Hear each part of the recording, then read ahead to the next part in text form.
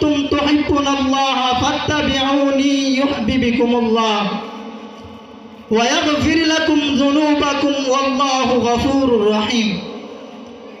কুল, হে নবী আপনি বলে দিন, ইন কুনতুম তুহিব্বুনাল্লাহ, যদি তোমরা আল্লাহকে ভালোবাসো, ফাত্তাবিউনি, তাহলে আমার অনুসরণ করো, ইউহিব্বুকুমুল্লাহ, তাহলে আমি আল্লাহকে ভালোবাসা হয়ে যাবে, ওয়া ইয়াগফির লাকুম যুনুবাকুম, আমি তোমাদেরকে মাফ করে দিব, ক্ষমা করে দিব, আল্লাহু গফুরুর রহিম, আমি হলাম রহমানুর রহিম।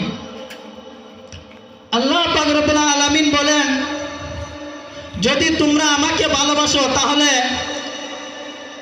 যদি তোমরা, আল্লাহ রাসূল সাল্লাল্লাহু আলাইহি ওয়াসাল্লাম বলেন, তোমরা ততক্ষণ পর্যন্ত প্রকৃত মুমিন হতে পারবে না যতক্ষণ পর্যন্ত আমি রাসূলকে তোমাদের জান মাল স্ত্রী পুত্র ধন সম্পদ থেকে আমি রাসূলকে বেশি ভালো না বাসবে।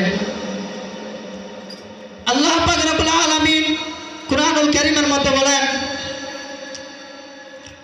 কুল, হে নবী আপনি বলে দিন, ইন কুনতুম তুহিব্বুনাল্লাহ, যদি তোমরা আল্লাহকে ভালোবাসো, তাহলে আমি রাসূলের অনুসরণ করো, আমি রাসূলের অনুসরণ করলে আল্লাহ তোমাদেরকে ভালোবাসবেন। আর আমি আল্লাহ তোমাদেরকে ভালোবাসবো। উদাহরণস্বরূপ আমি আপনাদেরকে বলি যে একটি নদীর ওই পারের মধ্যে একজন ব্যক্তি কোনো একটা জিনিস বিক্রি করতেছে, তখন আপনি নদীর ওই পারের মধ্যে আপনি রয়েছেন, তখন আপনি ওই জিনিসটা ক্রয় করবেন, তো অবশ্যই নদী পার হতে হলে আপনার একটা নৌকার প্রয়োজন। ঠিক ততরূপভাবে আল্লাহ পাক রব্বুল আলামিন বলেন, তোমরা আমার রাসূলকে, আমার হাবিবকে অনুসরণ করো, তাহলে আমি আল্লাহকে অনুসরণ করা হয়ে যাবে।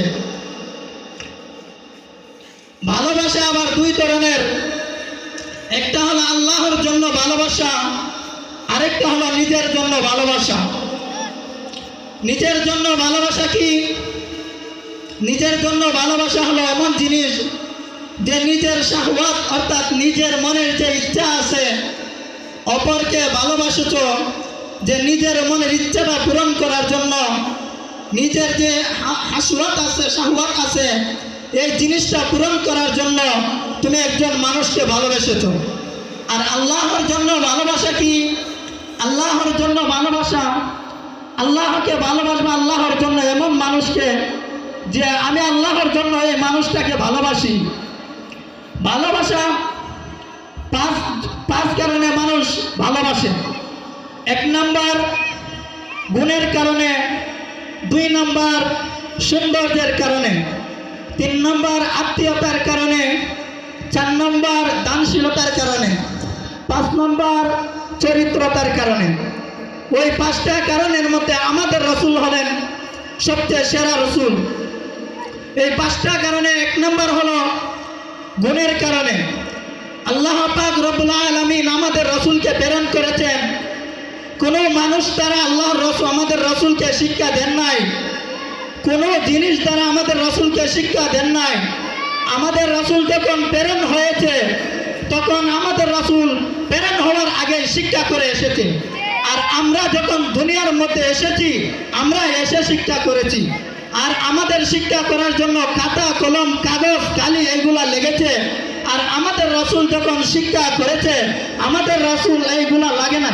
আমাদের রাসূল, কারণ হলো আমাদের রাসূল দুনিয়াতে এসে শিখেন নাই, আমাদের রাসূল দুনিয়াতে আসার আগে শিখে এসেছে, আর আমরা এসে শিখেছি। এটা হলো আমাদের রাসূলের গুণ। যেমন যদি একটা ব্যক্তি মনে করেন যে ছোট খাটো, তার চেহারাও বিশ্রী, কিন্তু তার একটা গুণ আছে যে ওই ব্যক্তি একটা এমন একটা জিনিস তৈরি করতে পারে, যে জিনিসটা প্রত্যেকটা দেশের মধ্যে, প্রত্যেকটা অঞ্চলের মধ্যে তার প্রয়োজন। কিন্তু তার এই গুণটা থাকার কারণে প্রত্যেকটা ব্যক্তি, প্রত্যেকটা দেশের মধ্যে, প্রত্যেকটা অঞ্চলের মধ্যে ওই ব্যক্তিকে তার এই গুণটা থাকার কারণে তাকে আহ্বান করবে, তাকে ডাকবে যে তোমার এই গুণটা আছে, তুমি আমাদের এই দিকে আসো। এই গুণটা আমাদের রাসূলের মধ্যেও আছে। কারণ আমাদের রাসূলের গুণ কি? আমাদের রাসূল দুনিয়ার মধ্যে কোনো শিক্ষা করেন নাই। আমাদের রাসূল দুনিয়ার মধ্যে এসে কোনো শিক্ষা করেন নাই। আমাদের রাসূল দুনিয়াতে আসার আগে শিক্ষা করে এসেছেন। 2 নাম্বার হলো সৌন্দর্য। সৌন্দর্যের দিক দিয়ে আমাদের রাসূল 1 নাম্বার সেরা। কারণ আমাদের রাসূল এটা বলতে পারেন যে কিভাবে বলবো আমাদের রাসূল সেরা? কারণ সৌন্দর্যের 2 ভাগ করা হয়েছে। আপনারা বলবেন যে সৌন্দর্যকে 2 ভাগ করা হয়েছে। 1 নাম্বার হযরত ইউসুফ আলাইহিস সালাতু ওয়াস সালামকে দেওয়া হয়েছে। 2 নাম্বার সারা বিশ্বের মানুষকে, সারা দুনিয়ার মানুষকে দেওয়া হয়েছে। তো মুফাসসিরিনে কেরাম বলেন সৌন্দর্যকে আমাদের রাসূলের সৌন্দর্য দেওয়ার পরে যে সৌন্দর্যটা রয়েছে এই সৌন্দর্যটাকে 2 ভাগে ভাগ করা হয়েছে। 1 নাম্বার হযরত ইউসুফ আলাইহিস সালাতু ওয়াস সালামকে দেওয়া হয়েছে। 2 নাম্বার সারা দুনিয়ার মুসলমানকে দেওয়া হয়েছে। হযরত ইউসুফ আলাইহিস সালাতু ওয়াস সালামকে তারা দেখার পরে, মহিলারা দেখার পরে তারা আপেল কাটতে গিয়ে তাদের হাত কেটে ফেলেছে। হযরত আয়েশা রাদিয়াল্লাহু তাআলা আনহা বলেন, তোমরা যদি আমার স্বামী মুহাম্মদুর রাসূলুল্লাহ সাল্লাল্লাহু আলাইহি ওয়াসাল্লামকে দেখতে তাহলে তোমরা তোমাদের হাত না তোমাদের কলিজা কেটে ফেলতে। আমাদের রাসূল এত সুন্দর ছিলেন, এত সুন্দর ছিলেন। 3 নম্বর গুণ হলো আত্মীয়তার কারণে। 3 নম্বর গুণ আত্মীয়তার কারণে। আত্মীয়তা যদি আমাদের রাসূল প্রত্যেকটা মানুষের সাথে আত্মীয়তা সম্পর্ক বজায় রেখেছেন। হাদিস শরীফের মধ্যে এসেছে আত্মীয়তা চিহ্নকারী বেহেশতে প্রবেশ করবে না। যে ব্যক্তি আত্মীয়তাকে চিহ্ন করবে সে কোনোদিন বেহেশতে যাবে না। আর আল্লাহ রাসূল সাল্লাল্লাহু আলাইহি ওয়াসাল্লাম প্রত্যেকটা আত্মীয়তা কখনো চিহ্ন করেন নাই।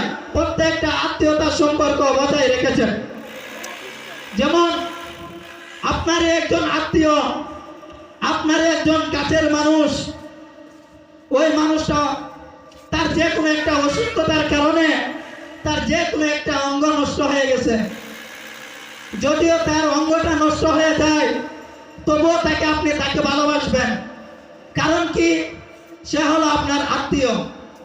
কারণ আপনার আত্মীয়কে আপনি ছেড়ে যেতে পারবেন না। ঠিক তেমনি ভাবে আমাদের রাসূল সাল্লাল্লাহু আলাইহি ওয়াসাল্লাম আত্মীয়তা চিহ্নকারী, অর্থাৎ আমাদের রাসূল সাল্লাল্লাহু আলাইহি ওয়াসাল্লাম কখনো আত্মীয়তা চিহ্ন করেন নাই। 4 নম্বর হলো দানশীলতা। আমাদের রাসূল সাল্লাল্লাহু আলাইহি ওয়াসাল্লাম প্রত্যেকটা মানুষকে তাদেরকে দানশীল করতেন, অর্থাৎ দান করতেন। দানশীলতা, যদি আপনি একটা মানুষকে কোনো একটা জিনিস দেন, অর্থাৎ কোনো একটা জিনিস তাকে হাদিয়া দেন, অর্থাৎ বা তাকে দেন যে আমি আপনাকে জিনিসটা দিছি, ওই জিনিসটা দেওয়ার কারণে ওই দিন মানুষ আপনাকে ভালোবাসবে। কারণ হলো আপনি তাকে দিয়েছেন বিদায় সে আপনাকে ভালোবাসে। দানশীলতার কারণে মানুষ একে অপরকে ভালোবাসে। 4 নম্বর হলো চরিত্রতার কারণে একে অপরকে ভালোবাসে। চরিত্রতার কারণে একে অপরকে ভালোবাসে। আর এই চরিত্রতা আমাদের রাসূল সাল্লাল্লাহু আলাইহি ওয়াসাল্লাম, আল্লাহ পাক রব্বুল আলামিন বলেন পবিত্র কুরআনুল কারীমের মধ্যে বলেন, ইন্নাকা আলা খুলুকিন আযীম, নিশ্চয় আমি আপনাকে উত্তম চরিত্রের অধিকারী হিসেবে প্রেরণ করেছি। আমি আপনাকে দুনিয়ার মধ্যে প্রেরণ করেছি উত্তম চরিত্র দিয়া। এই চরিত্রের মধ্যে আপনি হলেন উত্তম চরিত্রের অধিকারী। উদাহরণস্বরূপ, যদি আপনি একটা মানুষের সাথে কোনো একটা উত্তম আদর্শ অর্থাৎ উত্তম আচরণ করেন, ওই ব্যক্তিটা আপনাকে অবশ্যই ভালোবাসবে। কারণ হলো আপনি তার সাথে নম্র ব্যবহার করেছেন, ভালো ব্যবহার করেছেন, উত্তম আচরণ করেছেন বিধায় আপনাকে ওই ব্যক্তি ভালোবাসে। আল্লাহ রাসূল সাল্লাল্লাহু আলাইহি ওয়াসাল্লাম যখন উহুদ যুদ্ধের মধ্যে গিয়েছিলেন, তখন একজন সাহাবী এসে বলতেছেন যে আল্লাহ রাসূল সাল্লাল্লাহু আলাইহি ওয়াসাল্লাম নাকি শহীদ হয়ে গেছেন। এই কথা শোনার পর একজন মহিলা সাহাবী দৌড় দিয়ে ঘর থেকে বাহির হয়ে জিজ্ঞাসা করতেছেন যে কি হয়েছে। কাছে আল্লাহ রাসূল সাল্লাল্লাহু আলাইহি ওয়াসাল্লাম শহীদ হয়েছেন। তখন এই কথা শোনার পর ওই মহিলা সাহাবী তার একটা চড়াইতে আরোহণ করিয়া উহুদ যুদ্ধের দিকে অগ্রসর হতে লাগলেন। উহুদ যুদ্ধে অগ্রসর হওয়ার পর কিছু জায়গা যাওয়ার পর যখন একজন সাহাবীর সাথে সাক্ষাৎ হলো, ওই সাহাবীকে ডাকতে বলে, মা বালু মুহাম্মাদুর রাসূলুল্লাহ সাল্লাল্লাহু আলাইহি ওয়াসাল্লাম, মুহাম্মদ সাল্লাল্লাহু আলাইহি ওয়াসাল্লাম কেমন আছেন? তখন ওই সাহাবী বলতেছেন, আমি মুহাম্মদ সাল্লাল্লাহু আলাইহি ওয়াসাল্লাম সম্পর্কে জানি না, তবে আমি একজন ব্যক্তিকে ওই জায়গার মধ্যে, পাহাড়ের একটা জায়গার মধ্যে আমি তাকে একজন ব্যক্তিকে শহীদ অবস্থায় দেখতে পেয়েছি।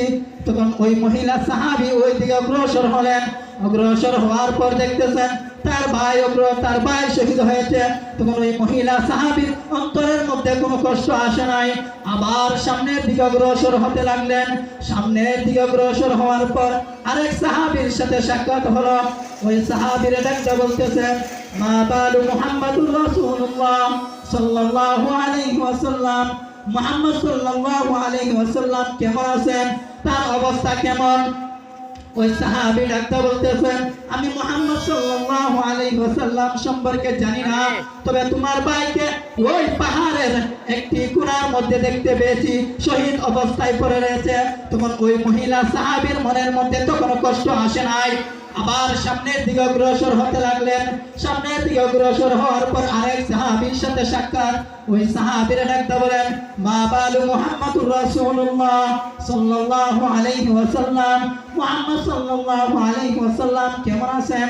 তখন ওই সাহাবী বলতেছেন, আমি মুহাম্মদ সাল্লাল্লাহু আলাইহি ওয়াসাল্লাম সম্পর্কে জানি না, তবে তোমার বাবাকে ওই পাহাড়ের ওই জায়গার মধ্যে একটি স্থানের মধ্যে আমি শহীদ অবস্থায় দেখতে পেয়েছি।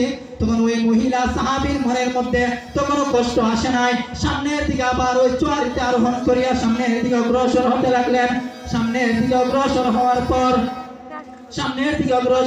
পর আরেক সাহাবীর সাথে সাক্ষাৎ। ওই সাহাবীর সাথে সাক্ষাৎ হওয়ার পর সাহাবীরা জিজ্ঞাসা করতেছেন, মা বালু মুহাম্মাদুর রাসূলুল্লাহ সাল্লাল্লাহু আলাইহি ওয়াসাল্লাম, মুহাম্মদ সাল্লাল্লাহু আলাইহি ওয়াসাল্লাম কেমন আছেন? তখন ওই সাহাবী বলতেছেন, মুহাম্মদ সাল্লাল্লাহু আলাইহি ওয়াসাল্লাম ভালো আছেন, তবে আমাদের হাবিব, আমাদের রাসূল মুহাম্মদ সাল্লাল্লাহু আলাইহি ওয়াসাল্লাম ওই জায়গা থেকে আরোহণ করে অন্য জায়গার মধ্যে যাইতেছেন। তখন ওই মহিলা সাহাবী সওয়ারিতে আরোহণ করিয়া আবার সামনের দিকে অগ্রসর হতে যাচ্ছে। সামনের দিকে অগ্রসর হওয়ার পর আল্লাহ রাসূল সাল্লাল্লাহু আলাইহি ওয়াসাল্লামের কাছে গিয়া রাসূল সাল্লাল্লাহু আলাইহি ওয়াসাল্লামের চাদরের কোণার মধ্যে ধরিয়া বলতেছেন, আমি আমার রাসূলকে দেখিয়া আমার মনের মধ্যে যত শান্তি পেয়েছি, আমার মনের মধ্যে যত কষ্ট ছিল, আমার ভাই গেছে, আমার বাবা গেছে, আমার ছেলে গেছে, আমার স্বামী গেছে, কিন্তু তারা সকলেই শহীদ হয়ে গেছে, কিন্তু আমার মনের মধ্যে যে কষ্ট ছিল, সকল কষ্ট আমার রাসূলকে দেখিয়া আমার মনের সকল কষ্ট দূর হয়ে গেছে, আমার মনের সকল কষ্ট দূর হয়ে গেছে। উহুদ যুদ্ধের সময় হযরত আবু তালহা রাদিয়াল্লাহু তাআলা আনহু আল্লাহ রাসূল সাল্লাল্লাহু আলাইহি ওয়াসাল্লামের একবার সামনের দিকে যায়, একবার পেছনের দিকে যায়, একবার ডান দিকে যায়, একবার বাম দিকে যায়। আল্লাহ রাসূল সাল্লাল্লাহু আলাইহি ওয়াসাল্লাম বলেন, হে আবু তালহা, তুমি এমন করতেছো কেন? আল্লাহর আবু তালহা রাদিয়াল্লাহু তাআলা আনহু বলেন, ইয়া রাসূলুল্লাহ, ইয়া হাবিবাল্লাহ, আমি এমন করতেছি কাফেররা আপনাকে তীর মারতেছে, আমি আবু তালহা আপনার একবার ডান দিকে যাইতেছি, একবার বাম দিকে যাইতেছি, একবার সামন দিকে, একবার পিছন দিকে যাওয়ার কারণ হলো আমি আবু তালহা বেঁচে থাকতে আমার রাসূলের শরীরের মধ্যে একটা তীর বিদ্ধ হোক, আমি আবু তালহা কখনো দিতে পারবো না। আল্লাহ রাসূল সাল্লাল্লাহু আলাইহি ওয়াসাল্লামের প্রতি সাহাবায়ে কেরামের ভালোবাসা এমন ছিল, আমাদেরকেও আল্লাহ রাসূল সাল্লাল্লাহু আলাইহি ওয়াসাল্লামের প্রতি ভালোবাসা এমন রাখতে হবে যে 12ই রবিউল আউয়াল আসলো, যখন সময় আসলো, আমরা কিছুদিন আনন্দ ফুর্তি করলাম, গাড়ি নিয়ে রাস্তায় রাস্তায় ঢোল বাজনা বাজাইলাম, ঢোল বাজনা বাজায় যতদিন 12ই রবিউল আউয়াল ছিল ততদিনে আমরা রাসূলের সুখ পালন করেছি, রাসূলকে ভালোবেসেছি। আরে আল্লাহর রাসূল তো যখন মেরাজের মধ্যে গিয়েছিলেন, তোমাদের জন্য যে নামাজ এনেছেন 5 ওয়াক্ত নামাজ, তোমরা তো 1 ওয়াক্ত নামাজও ঠিকভাবে আদায় করো না, আবার বলো যে আমরা রসুলকে ভালোবাসি। আরে এই মানুষ, তোমাদের কি লজ্জা করে না? তোমরা রসুলকে ভালোবাসো, তোমাদের কি শরম করে না? তোমরা রসুলকে বলো যে আমরা রসুলকে ভালোবাসি। রসুলের সুন্নত তো দূরের কথা, আরে মুখের মধ্যে নাই দাড়ি। আরে এক অঞ্চল থেকে তুমি যদি অন্য অঞ্চলে গিয়ে ইন্তেকাল করো, তোমার মুখের মধ্যে দাড়ি না থাকার কারণে তুমি যে হিন্দু না খ্রিস্টান, তোমাকে হিন্দু না মুসলমান, তোমাকে চিনার কারণে তার এক মানুষের একটা কারণ হবে। এই কারণটা হলো তোমার